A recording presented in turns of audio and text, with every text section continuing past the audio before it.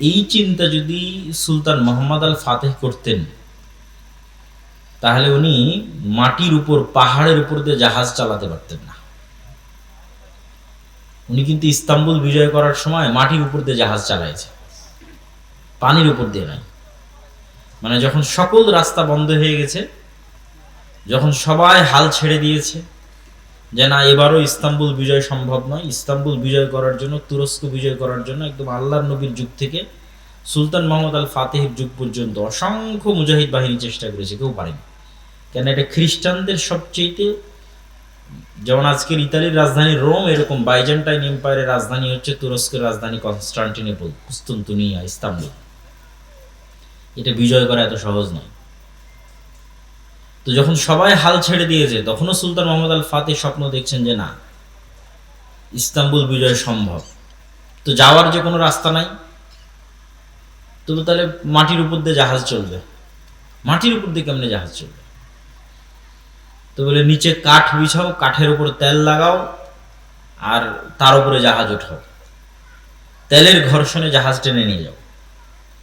তেলের ঘর্ষণে জাহাজ টেনে নিয়ে গিয়ে এমন জায়গায় জাহাজ নামাও যেখানে শত্রু কল্পনাও করেনি যেখানে জাহাজ নামতে পারে। তুমি যদি চিন্তা করতেন যে না, ইস্তাম্বুল বিজয় করার কাজ তো ইমাম মাহদির, কেন হাদিসে কিন্তু আছে যে কিয়ামতের পূর্ব মুহূর্তে ইস্তাম্বুল বিজয় হবে। ইস্তাম্বুল বিজয়ের কাজ যেহেতু ইমাম মাহদির, তা আমার করে কি লাভ? আমার করে তো কোনো লাভ নাই। আর সুলতান সালাহুদ্দিন আইয়ুবী যদি মনে করতেন যে মসজিদে আকসা আমি আর কি করতে বিজয় করবো, এটি ইমাম মাহদির কাজ, তাহলে এখনো ওই খ্রিস্টান ক্রুসেডারদের হাতেই মসজিদে আকসা থাকতো। তো রাসূলুল্লাহ সাল্লাল্লাহু আলাইহি ওয়াসাল্লাম আমাদের যে থিওরি শিখিয়েছেন, সেই থিওরিটা হচ্ছে, তোমরা যদি দেখো যে সূর্য পশ্চিম দিকে ঠিকই উঠে গেছে, মানে কিয়ামত হয়ে গেছে, তারপরেও যদি তোমার হাতে একটা গাছের চারা থাকে, তাহলে ওটাকে লাগাও। এর নাম হচ্ছে প্রোডাক্টিভিটি।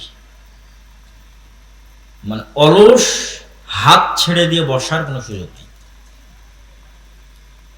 সদা সর্বদা নিজের সময়কে কাজে লাগানো, উঁচু হিম্মত, সৎ সাহস এবং নেতৃত্বের গুণ, এটা কাজে লাগিয়ে সামনের দিকে এগিয়ে যাওয়া। জি না, আপনি হাতের সাথে হাত লাগিয়ে বসে রাখলেন, যেখানে পশ্চিম দিকে সূর্য উঠে গেছে, তখন রাসূল সাল্লাল্লাহু আলাইহি ওয়াসাল্লাম বলতেছে না, তোমার হাতে যদি কোনো বীজ থাকে, চারা থাকে, রোপণ করার মতো করো। মানে শেষ সময় পর্যন্ত আমল বা চেষ্টা অব্যাহত রাখতে হবে। এটাই মুসলমানদের কাজ। কেননা কেউ জানে না কখন ইমাম মাহদি আসবে, কখন দাজ্জাল আসবে, কখন কিয়ামত হবে, নির্ধারিত সময় কেউ জানে না। হবে এ কথা ঠিক, হবেই হবে, এটাই নিশ্চিত, কিন্তু ওটার অপেক্ষায় আপনার আর কোনো কাজ নাই, এটা হলো না। তথা আমাদের ইয়াং জেনারেশন, আমাদের মুসলিম উম্মাহ, তাদের কাজ আছে। জ্ঞানে বিজ্ঞানে তাদেরকে সামনের দিকে এগিয়ে যেতে হবে এবং চেষ্টা অব্যাহত রাখতে হবে।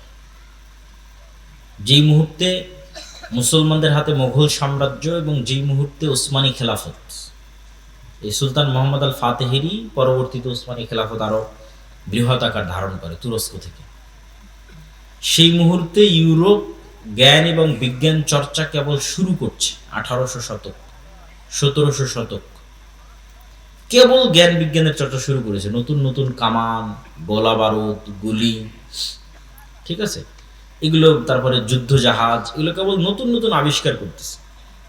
তো তখন যদি মুসলমানেরা, এই উসমানীয় খেলাফতের মুসলমানেরা অথবা ভারতের মোগল শাসকেরা চিন্তা করতো যে না, আমরাও জ্ঞান এবং বিজ্ঞানে বিনিয়োগ করব, এরা এটা করেনি। তখন ওই উসমানী শাসকেরাও এবং মোগল শাসকেরাও, এরা সব টাকা পয়সা ব্যয় করেছে বিশাল বিশাল ইমারত তৈরিতে, কারুকার্য খচিত তাজমহল, মসজিদ, আরো প্রাসাদ, ভবন, উন্নত উন্নত ইঞ্জিনিয়ারিং, শৈল্পিক কেমনে বিল্ডিং বানানো যায়, এটার পিছনে সব টাকা পয়সা শেষ করে দিয়েছে। তো তাজমহলের পিছনে যা টাকা ব্যয় করেছে, ওই টাকা যদি ভারতের মুসলমানদের সন্তানদের জ্ঞানের পিছনে ব্যয় করা হতো, তাহলে হয়তো মুঘল সাম্রাজ্যের পতন নাও হতে পারতো। আল্লাহু আলাম, আল্লাহ ভালো জানে। হয়তো যখন ব্রিটিশরা এই দেশে এসেছিল, তখন হয়তো তাদের মতো শক্তি সামর্থ্য মুসলমানদেরও থাকতো লড়াই করার মতো। তো একই অবস্থা আজকে মুসলমানদের বিরাজ করছে। এই যে মুসলমানদের তেল আছে, গ্যাস আছে, টাকা পয়সা আছে, রিসোর্স আছে, সমুদ্রের প্রণালী আছে, কিন্তু এই টাকা পয়সাগুলো মুসলমানরা কি করতেছে? বিশাল বিশাল উঁচু উঁচু বিল্ডিং, পর্যটন খাত, যে আমরা পর্যটন খাতকে উন্নত করব, পর্যটন খাতের পিছনে ব্যয় করব, মানুষ আসবে ঘুরতে, এখান থেকে আমরা ইনকাম করব। এই যেটার পিছনে ব্যয়, জ্ঞান এবং বিজ্ঞান শিখার পিছনে কোনো ব্যয় আছে, কিন্তু ওই মাপের ব্যয় নাই যে না আমার মূল টার্গেট জ্ঞান বিজ্ঞান। তো কিরকম ভয়াবহ পরিস্থিতির মুখোমুখি হতে পারে মুসলমানেরা, তা তো চোখের সামনেই দেখা যাচ্ছে। তো এই জন্য আমাদেরও নিজ নিজ সাধ্যের জায়গা থেকে যে না হ্যাঁ আমি আমার জায়গা থেকে কি করতে পারি, আমাদেরকেও আমাদের জায়গা থেকে দুটো কাজ করতে হবে। সৎ নেতৃত্ব কিভাবে তৈরি হবে তার প্র্যাকটিস, জ্ঞান এবং বিজ্ঞানে কিভাবে আমরা সামনের দিকে এগিয়ে যাব তার চেষ্টা। আমাদের বিশ্ববিদ্যালয়গুলোর অবস্থা আরো শোচনীয়। আরব বলেন, পারস্য বলেন, তারা মোটামুটি তাও কিছু আছে, আমাদের দেশে তাও না। এখানে অতটুকুও নাই, এখানে শুধু চেতনা বিক্রি হয়, সভাপতি আর সহসভাপতি পদ বিক্রি হয়, আর দলীয় এবং ছাত্র রাজনীতি এবং অস্ত্র মারামারি গন্ডগোল এটাই শেখানো হয়, এবং সেখান থেকে বের হয় চাঁদাবাজ, সেখান থেকে বের হয় সন্ত্রাস, সেখান থেকে বের হয় দুর্নীতিবাজ। দেশের জন্য কিছু করবে এরকম প্রজন্ম তৈরি হয় না। ফলত 52 বছরও এই দেশে বলার মতো কিছু নাই, যে এই দেশের কিছু হয়েছে, কিছু আছে, এরকম নাই। না ডিফেন্স সিস্টেম, না সামরিক খাত, না অন্য আর কোনো জ্ঞান গবেষণা, কোথাও বাংলাদেশ বলতে পারবে না যে না এই জায়গায় আমি নিজের পায়ে দাঁড়িয়ে আছি। তো এই যে আমাদের ভয়াবহ অবস্থা, এটার থেকে বের হওয়ার জন্য পড়াশোনা, জ্ঞান বিজ্ঞান এবং নেতৃত্বের গুণাবলীর বিকাশ।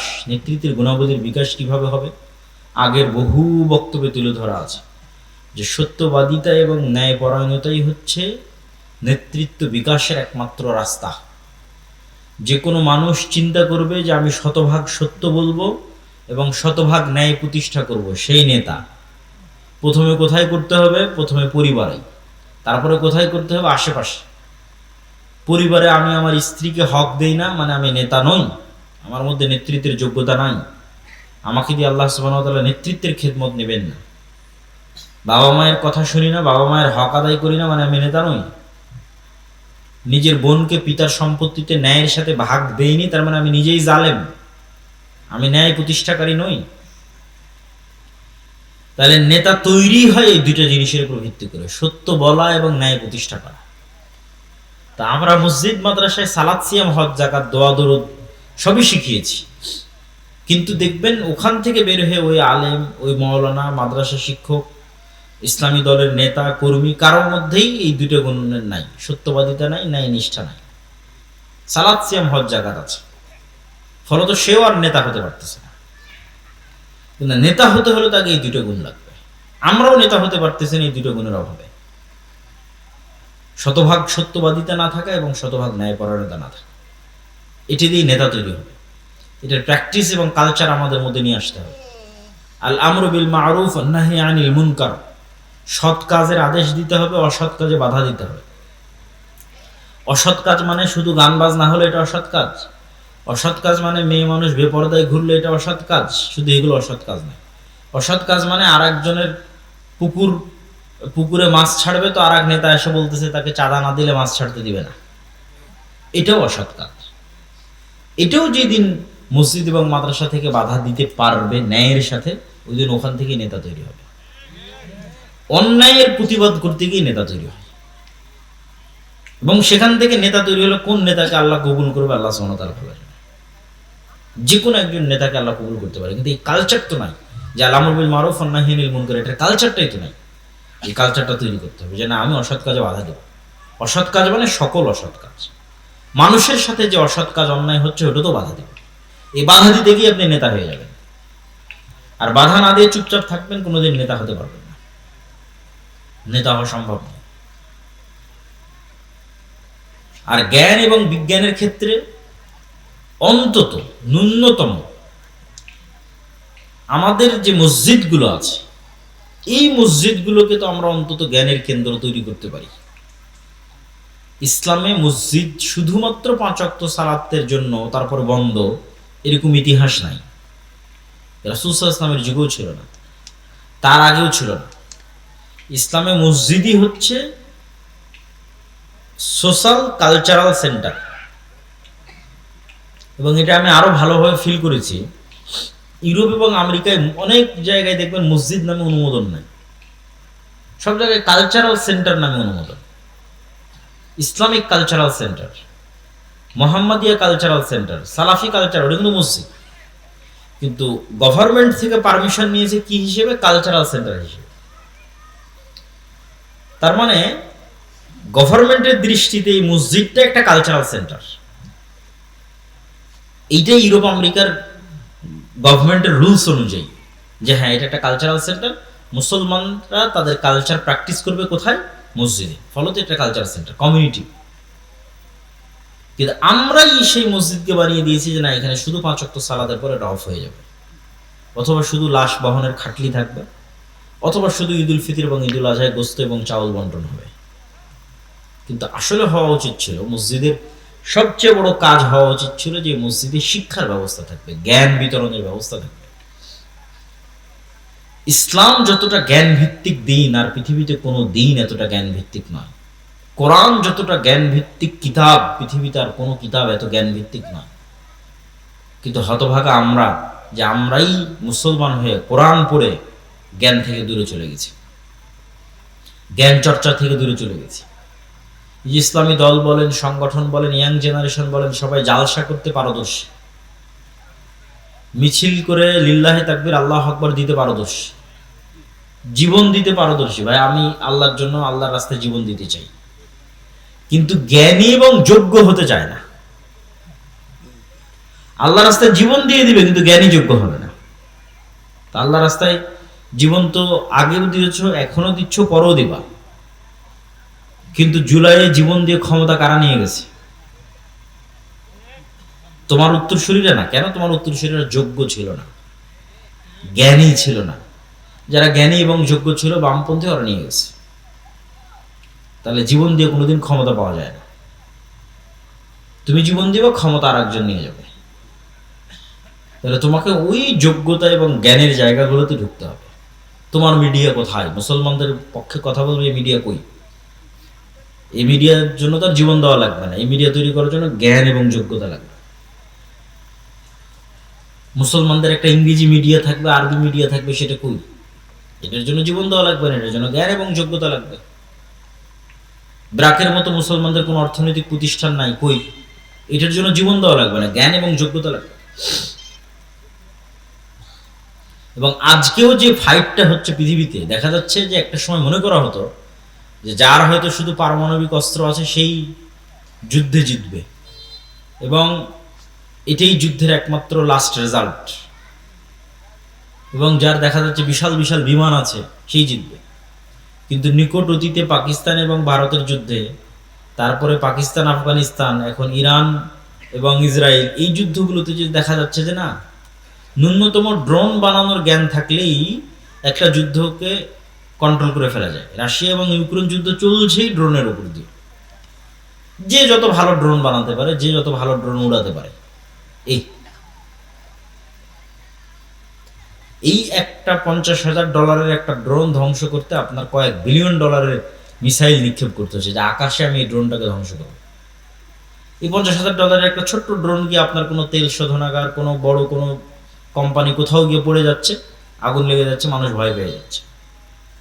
তো দেখা যাচ্ছে যুদ্ধের চিত্রই পাল্টে যাচ্ছে ইউক্রেন এবং রাশিয়ার যুদ্ধ থেকে আজ পর্যন্ত, ড্রোনই সবকিছু।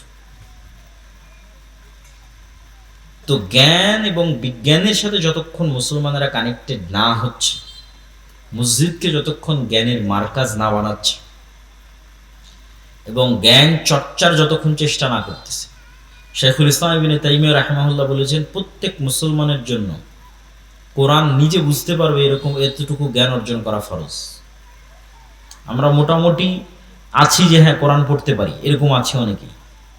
কোরআন পড়তে পারে না এরকমও তো অসংখ্য হাজার হাজার।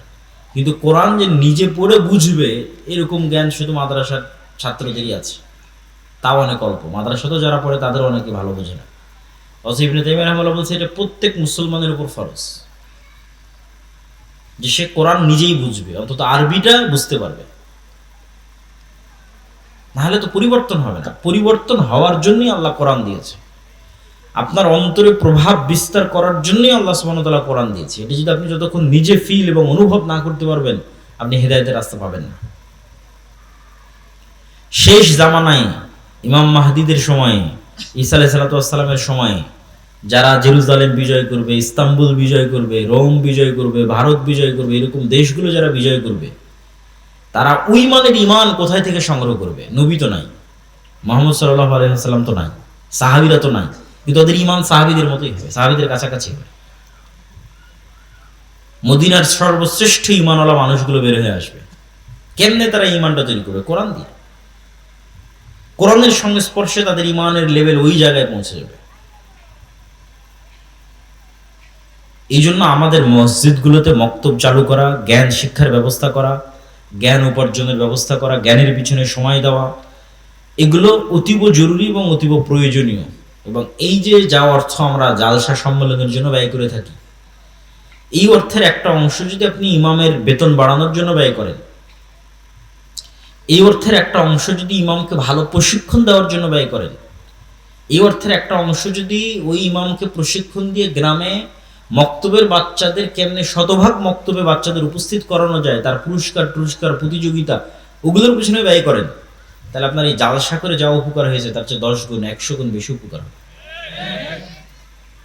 শুধু এই ছোট্ট ছোট্ট পদক্ষেপগুলো, যে না আমার মসজিদের ইমাম হবে খুবই যোগ্যতা সম্পন্ন, ফলত একটা ভালো বেতন দিতে হবে, এই ইমাম সাহেবকে আমি আরো অনেক ট্রেনিং করাতে চাই, ইমাম সাহেবকে আমি মসজিদে মক্তব চালাতে চাই, গ্রামের সব বাচ্চা যেন এই মক্তবে আসে, তার জন্য বিভিন্ন রকমের পুরস্কার, চকলেট ইত্যাদি, সাইকেল ইত্যাদি বিতরণের ব্যবস্থা করতে চাই, যাতে পুরো গ্রামের একটা বাচ্চাও কোরআন এবং দ্বীনের জ্ঞান থেকে দূরে না থাকে।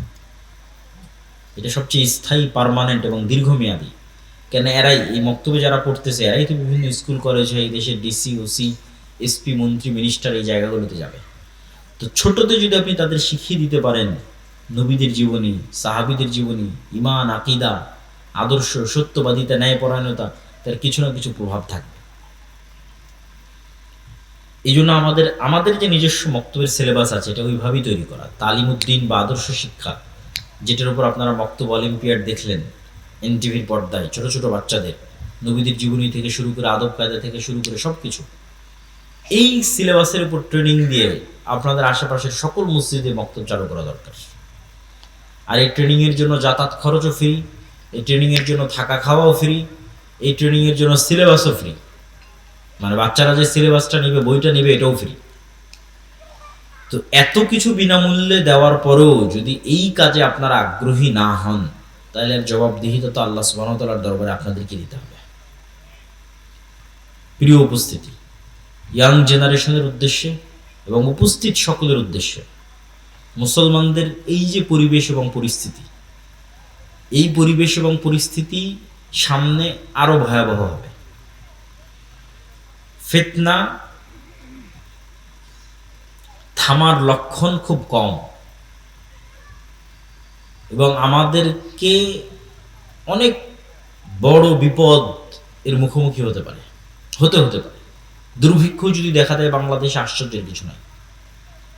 এরকম পরিস্থিতি যদি আর 2-3 মাস চলে, তেল এবং গ্যাসের সংকট, আর এই সংকট শুধু বাংলাদেশে তা নয়, এই ইন্দোনেশিয়া, মালয়েশিয়া, ফিলিপাইন, থাইল্যান্ড, একই সিনারি, ভারত, পাকিস্তান, এমনকি ইউরোপ, এমনকি আমেরিকা, সব জায়গায় সেম সিনারি। ফলত এটা বিশ্বের অর্থনীতিতে যে প্রভাব আসবে, এই প্রভাব আমাদের দেশে যখন পড়বে, তখন এখানে দুর্ভিক্ষ দেখা দিতে পারে। আপনার তেলের দাম বাড়ার সাথে সাথে সারের দাম বাড়বে, আপনার চাষের খরচ বেড়ে যাবে। ফলত সকল দিক থেকে আমরা একটা বিপদ মুহূর্ত এবং ফিতনাময় মুহূর্তের দিকে পড়ে যাব। এবং এই শেষ জামানাগুলোতে দাজ্জাল বা দাজ্জালীয় শক্তির যে ফিতনা, এই ফিতনা থেকে বাঁচার একটাই উপায়। এটা বলে আমার বক্তব্য শেষের দিকে চলে যাবো, যে এইরকম ভয়ঙ্কর মুহূর্তগুলোতে আপনি কিভাবে ফিতনা থেকে বাঁচবেন। আজকে যদি আমি আপনাকে বলি, মানে আমাকেও যদি কেউ বলে যে ভাই তুমি যদি এই কথা মানো তাহলে তোমার গাড়িতে তেল দিব, তা আমি তো মনে হয় সন্দেহে পড়ে যাব যে এই কথা মেনে নিয়ে তেল নেওয়াই ভালো। তো এর চাইতে ভয়ঙ্কর ঘটনা তো দাজ্জাল ঘটাবে। এই তেল নয়, দাজ্জাল বলবে আকাশ বৃষ্টি বন্ধ করে দেবে, জমিন ফসল বন্ধ করে দিবে, হয় আমাকে রব মানো, নাহলে আকাশে বৃষ্টি বন্ধ, জমিনের ফসল বন্ধ।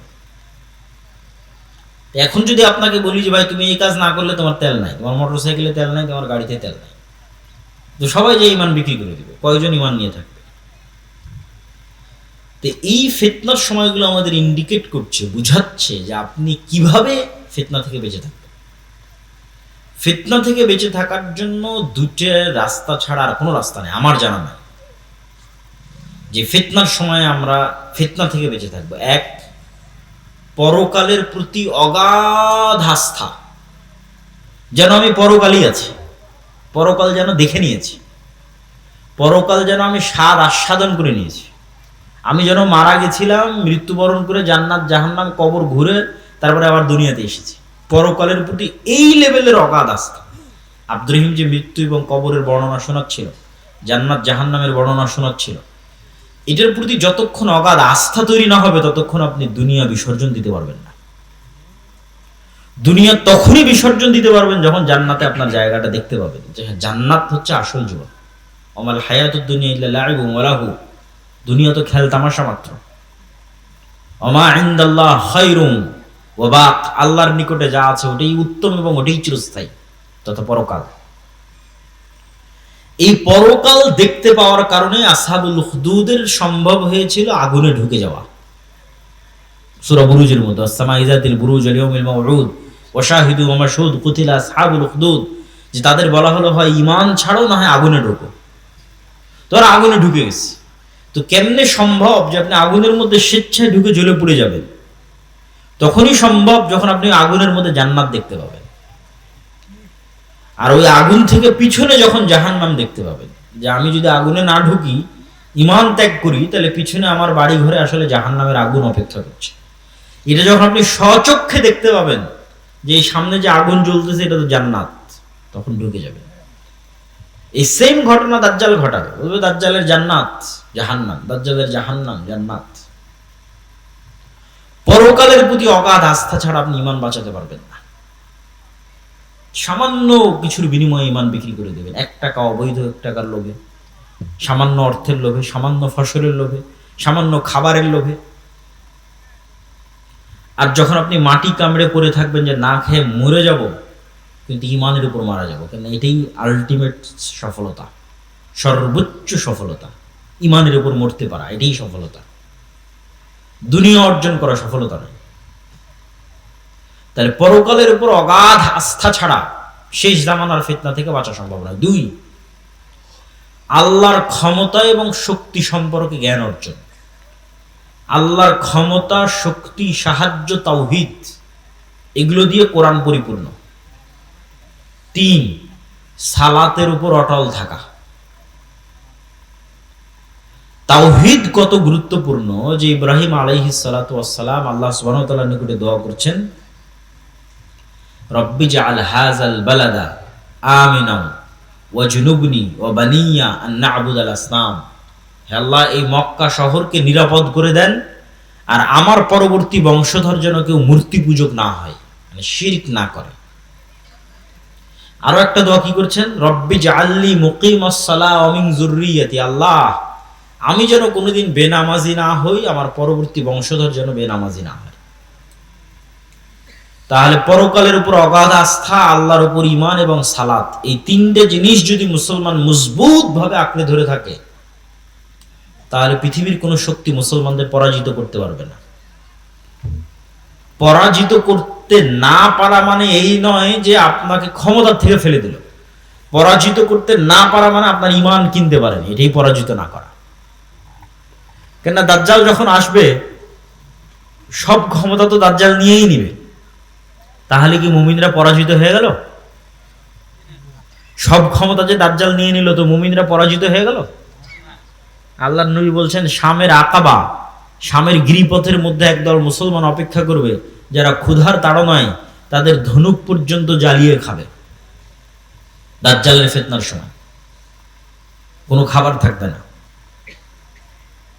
তো ওই মুমিন মুসলমানেরা পরাজিত না? ওর ঈমান যে দাজ্জাল কিনে নিতে পারেনি, এটাই হলো ওদের সফলতা। ওরা বিজয়ী, দাজ্জাল পরাজিত। তা আপনি সালাতের উপর অটল আছেন, ঈমানের উপর অটল আছেন, এবং পরকাল দেখতে পাচ্ছেন, এবং পরকালের কারণে দুনিয়ার যে কোনো কিছু আপনি বিসর্জন দিতে পারেন জান্নাতের জন্য। এটার উপর যতক্ষণ অটল থাকতে পারবেন, ততক্ষণ আপনি ফিতনা মুক্ত থাকবেন, ফিতনা যত বড়ই হোক, শেষ জামানার ফিতনা হোক আর শুরুর জামানার ফিতনা হোক। কেননা মৃত্যু মুসলমানদের কাছে একটি কাঙ্ক্ষিত বিষয়। মৃত্যু মুসলমানদের কাছে অকাল নয়, মৃত্যু মুসলমানদের কাছে ভীতির নয়, মৃত্যু মুসলমানদের কাছে ছটপট করে বাঁচার জন্য নয়, মৃত্যু মুসলমানদের কাছে অগ্রিম প্রস্তুতি, মরা ব্যর্থতা নয়।